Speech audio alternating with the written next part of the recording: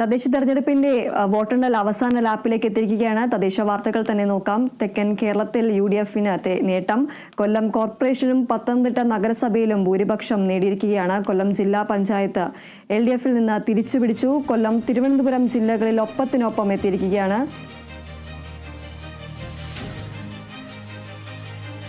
തദ്ദേശ ഭരണ തെരഞ്ഞെടുപ്പിൽ തെക്കൻ കേരളത്തിൽ UDFന് വ്യക്തമായ ആധിപത്യം എന്ന് തന്നെ പറയാൻ കഴിയും.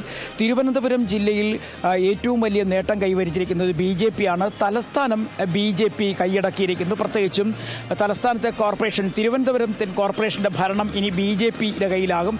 അതേസമയം ജില്ലാ പഞ്ചായത്തിൽ ഒപ്പത്തിനൊപ്പമാണ് LDFും UDFും എത്തിയിരിക്കുന്നത്. ബ്ലോക്ക് പഞ്ചായത്തുകളിലും ഇത്തരത്തിൽ ഒരു നീക്കം നടത്തിയിട്ടുണ്ട്. അതേസമയം ഗ്രാമപഞ്ചായത്തുകളിലും ഇത് തന്നെയാണ്.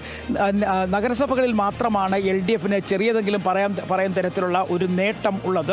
UDF എന്ത് നേരത്തെ പറഞ്ഞിരുന്നു അത് തന്നെ നടന്നിരിക്കുന്നു എന്ന് വ്യക്തമായി നമുക്ക് പറയാൻ കഴിയും. കാരണം ഗ്രാമീണ മേഖലകളിലും ബ്ലോക്ക് പഞ്ചായത്തിലും ഒക്കെ തന്നെ വലിയ തരത്തിലുള്ള നേട്ടം കൈവരിക്കാൻ UDFന് കഴിയും എന്നവർ പറഞ്ഞിരുന്നു. അത്തരത്തിലൊരു നേട്ടം ബ്ലോക്ക് പഞ്ചായത്തിലും ജില്ലാ പഞ്ചായത്തിലും എല്ലാം തന്നെ കൈവരിച്ചിരിക്കുന്നു. നിലവിലെ രാഷ്ട്രീയ സാഹചര്യം കൃത്യമായും UDF മുതലെടുത്തു എന്ന് തന്നെയാണ് ഇതിൽ നിന്നും വ്യക്തമാകുന്നത്. പ്രത്യേകിച്ചും സ്വർണ്ണപ്പാളി വിവാദം തന്നെയായിരുന്നു UDF പ്രധാന ചർച്ചയാക്കി തിരുവനന്തപുരം ജില്ലയിലെ ഒട്ടുമിക്ക സ്ഥലങ്ങളിലും പ്രചരണ ആയുധമാക്കി അവർ ഉപയോഗിച്ചത്. അത് കൃത്യമായി വിജയം കൊണ്ടിരിക്കുന്നു. ആ ഒരു നേട്ടം UDFന് കിട്ടിയിരിക്കുന്നു. പ്രത്യേകിച്ചും പല സ്ഥലങ്ങളിലും UDFന് വലിയ തരത്തിലെ വിജയം കൈവരിക്കാൻ കഴിഞ്ഞിട്ടുണ്ട്, പ്രത്യേകിച്ചും ഗ്രാമപഞ്ചായത്തുകൾ. അതേസമയം കൊല്ലം ജില്ലയിലേക്ക് വരികയാണെങ്കിൽ UDF കൊല്ലം കോർപ്പറേഷനിൽ ഭരണത്തിലെത്തിയിരിക്കുന്നു. കോർപ്പറേഷൻ രൂപീകരിച്ച് 25 വർഷമായതിനു ശേഷം ആദ്യമായി UDF ഭരണത്തിലേക്ക് വന്നിരിക്കുന്നു എന്നുള്ളതാണ് ഏറ്റവും എടുത്തു പറഞ്ഞ പ്രധാനപ്പെട്ട കാര്യം. ജില്ലാ പഞ്ചായത്തിലും അതേ ആധിപത്യം തന്നെ തുടരുന്നു. LDFന് കഴിഞ്ഞില്ല. ആ LDFിൻ്റെ ആധിപത്യം അവിടെ അവസാനിച്ചില്ല എങ്കിൽ പോലും ഒപ്പത്തിനൊപ്പം LDFിനൊപ്പം UDFും ജില്ലാ പഞ്ചായത്തുകളിൽ എത്തിയിരിക്കുന്നു. ഗ്രാമപഞ്ചായത്തുകളിലും കൃത്യമായി പറഞ്ഞാൽ അവിടെയും UDFിൻ്റെ ഒരു മേൽക്കൈ തന്നെ നേടാൻ കഴിഞ്ഞിരിക്കുന്നു. അങ്ങനെ കൊല്ലം ജില്ലയിലെ ഒട്ടുമിക്ക സ്ഥലങ്ങളിലും വലിയ തരത്തിലെ നേട്ടം കൈവരിക്കാൻ UDFന് കഴിഞ്ഞിട്ടുണ്ട്. പ്രത്യേകിച്ചും അവിടെയും ഇത്തവണ അവർ വലിയ തരത്തിൽ പ്രചരണ ആയുധമാക്കി മാറ്റിയത് ഈ സ്വർണ്ണപ്പാളി വിവാദം തന്നെയായിരുന്നു. ആ സ്വർണ്ണപ്പാളി വിവാദം കൃത്യമായി ജനങ്ങളിൽ എത്തിക്കുവാനും ഇതുമായി ബന്ധപ്പെട്ട് ഉള്ള അഴിമതികളെക്കുറിച്ച് ആളുകളെ പറഞ്ഞ് ബോധവത്കരിക്കാനും UDF നടത്തിയിരിക്കുന്ന ശ്രമങ്ങൾ ശരിക്കും ഫലം കണ്ടിരിക്കുന്നു എന്ന് തന്നെ നമുക്ക് കൊല്ലത്തെ ഫലത്തിൽ നിന്ന് വ്യക്തമാകുന്നു. കാരണം കൊല്ലത്ത് LDF അവരുടെ ശക്തമായ കോട്ടയെന്നാണ് എപ്പോഴും പറഞ്ഞിരുന്നത്. എന്നാൽ അതിൽ അടിപതറിയിരിക്കുന്നു. കഴിഞ്ഞ നിയമസഭാ തെരഞ്ഞെടുപ്പിൽ തന്നെ 2 സീറ്റുകൾ മാത്രമാണ് UDFന് ലഭിച്ചിരുന്നത്.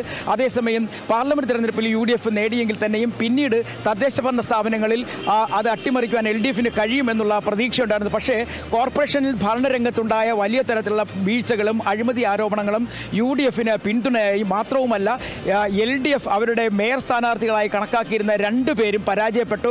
മുൻ മേയർ ഹണിയും ഒപ്പം തന്നെ ഇപ്പോൾ മേയറാക്കാൻ കരുതിയിരുന്ന രാജേന്ദ്ര ബാബുവും അവിടെ പരാജയപ്പെടുന്ന കാഴ്ച കണ്ടു.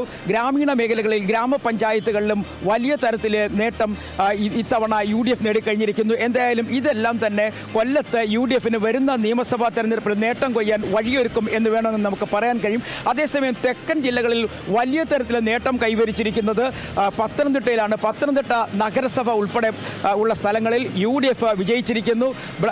ജില്ലാ പഞ്ചായത്ത് LDFിൽ നിന്നും UDF പിടിച്ചെടുത്തിരിക്കുന്നു. ബ്ലോക്ക് പഞ്ചായത്തുകളിൽ നേട്ടം കൈവരിച്ചിരിക്കുന്നു. ഗ്രാമപഞ്ചായത്തുകളിൽ മേൽക്കൈ നേടിയിരിക്കുന്നു. പല പഞ്ചായത്തുകളിലും UDF ഭരണം തിരിച്ചെടുത്തിരിക്കുന്നതാണ് പത്തനംതിട്ടയിൽ നിന്ന് കാണാൻ കഴിയുന്ന കാഴ്ച. അതായത് കൃത്യമായി പറഞ്ഞാൽ UDF വളരെ വ്യക്തമായ രീതിയിൽ തന്നെ ഭരണവിരുദ്ധ വികാരങ്ങൾ ജനങ്ങളിൽ എത്തിക്കുവാൻ പത്തനംതിട്ട ജില്ലയിൽ ശ്രമിച്ചു.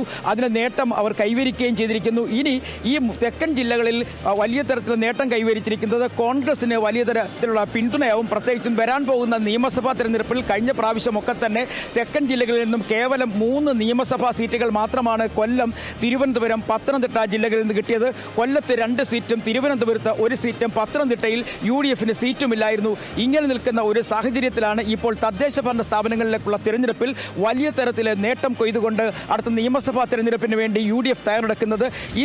ഈ വിജയങ്ങളെല്ലാം തന്നെ UDFന് വലിയ നേട്ടമായി മാറും എന്ന് UDF നേതാക്കന്മാരും പറയുന്നുണ്ട്. എന്തായാലും UDF പ്രതീക്ഷിച്ചതിനപ്പുറത്തേക്കുള്ള ഒരു വിജയം കൈവരിക്കുവാൻ അവർക്ക് കഴിഞ്ഞിരിക്കുന്നു. അത്തരത്തിൽ തന്നെ അവർ ആ നേട്ടം അത് ഭംഗിയായി ഉപയോഗിക്കും. അത് നിയമസഭയിൽ അത് വോട്ടാക്കി മാറ്റാൻ കഴിയുമെന്നുള്ള പ്രതീക്ഷ കോൺഗ്രസ് നേതാക്കന്മാരും പങ്കുവെക്കുന്നുണ്ട്. പക്ഷേ LDF ഒരിക്കൽ പോലും തന്നെ ഇത്തരത്തിലൊരു വലിയ പരാജയം കൊല്ലം, തിരുവനന്തപുരം ജില്ലകളിൽ പ്രതീക്ഷിച്ചിരുന്നില്ല. പ്രത്യേകിച്ചും തിരുവനന്തപുരം കോർപ്പറേഷൻ കൈവിട്ടു പോകുമെന്ന് ഒരിക്കൽ പോലും തിരുവനന്തപുരം പാർട്ടിക്കോ അല്ലെങ്കിൽ സംസ്ഥാന നേതാക്കന്മാർക്കോ ഒരിക്കൽ പോലും ഇത്തരത്തിലൊരു പരാജയം ഉണ്ടാകുമെന്നോ ഒരു പ്രതീക്ഷയില്ലായിരുന്നു. കൊല്ലത്തും അതുപോലെ തന്നെയാണ് പാർട്ടിക്ക് അടിപതറിയിരിക്കുന്നു. CPM-ന് വലിയ തരത്തിൽ അടിപതറിയിരിക്കുന്ന ഒരു കാഴ്ച തദ്ദേശ ഭരണ സ്ഥാപനങ്ങളിൽ നമുക്ക് കാണാൻ കഴിഞ്ഞിരിക്കുന്നു. അങ്ങനെ കൊല്ലം കോർപ്പറേഷനും ഒപ്പം തന്നെ തിരുവനന്തപുരം കോർപ്പറേഷനും ഇത്തവണ LDF-ന് നഷ്ടമായിരിക്കുന്നു. പകരം UDF UDF കൊല്ലത്തും ഒപ്പം NDA BJP തിരുവനന്തപുരത്തും അധികാരത്തിലേക്ക് വരുന്ന ഒരു കാഴ്ച കൂടിയുണ്ട്. എന്തായാലും UDF പ്രചരണ രംഗത്തും അവർ നടത്തിയ പ്രവർത്തനങ്ങളുടെ മികവും ഒപ്പം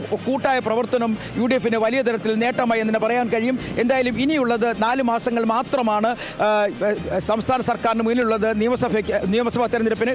അതിന് മുന്നോടിയായി എന്തൊക്കെ പ്രവർത്തനങ്ങൾ നടത്തും എന്നുള്ളതിനെക്കുറിച്ച് വ്യക്തമായ ഒരു ധാരണയിലെത്തി പ്രവർത്തിച്ചാൽ മാത്രമേ ഈ പരാജയത്തിൽ നിന്നും CPM-നും ഇടതുമുന്നണിക്കും ഉയർത്തെഴുന്നേൽക്കാൻ കഴിയുകയുള്ളൂ. തിരുവനന്തപുരത്ത് നിന്നും ഷാൻ ജേസിനൊപ്പം D. Binoy, Kerala vision news.